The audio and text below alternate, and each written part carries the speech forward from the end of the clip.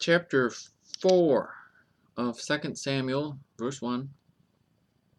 And when Saul's son heard that Abner was dead in Hebron, his hands were feeble, and all the Israelites were troubled.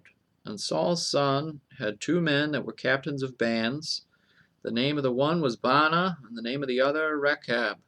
The sons of Rimmon, a Beerothite, of the children of Benjamin, for Beeroth also was reckoned to Benjamin. And the Beerothites fled to Gittaim, and were sojourners there until this day. And Jonathan, Saul's son, had a son that was lame of his feet.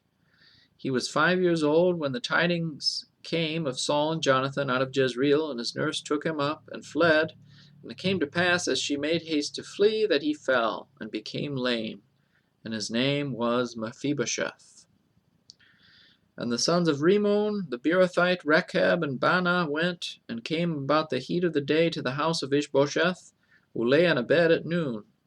And they came thither into the midst of the house, and as though they would have fetched wheat, and they smote him under the 5th rib. And Rechab and Baanah his brother escaped. For when they came into the house, he lay on his bed in his bedchamber, and they smote him and slew him and beheaded him, and took his head and gat them away through the plain all night. And they brought the head of Ishbosheth unto David to Hebron, and said to the king, Behold the head of Ishbosheth, the son of Saul thine enemy, which sought thy life. And the Lord hath avenged my lord the king this day of Saul and of his seed.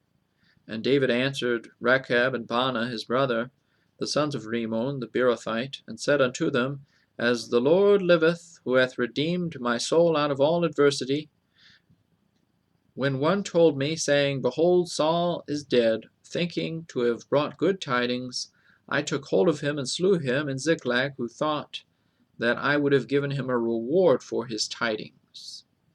How much more when wicked men have slain a righteous person in his own house upon his bed? Shall I not therefore now require his blood of your hand, and take you away from the earth? And David commanded his young men, and they slew them, and cut off their hands, and took their feet, and hanged them up over the pool in Hebron. And they took the head of Ishbosheth, and buried it in the sepulchre of Abner in Hebron.